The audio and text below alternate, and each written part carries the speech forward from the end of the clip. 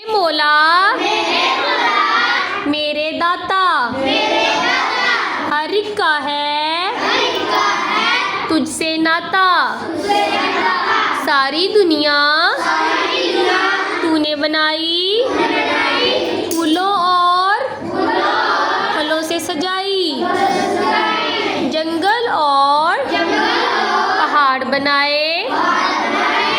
باغوں میں پھل پھول لگائے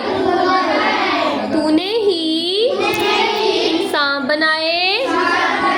تو نے ہی حیوان بنائے علم سکھانے والا تو ہے عقل بڑھانے والا تو ہے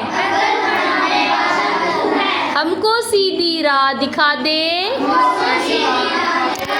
نیک بنا دے ایک بنا دے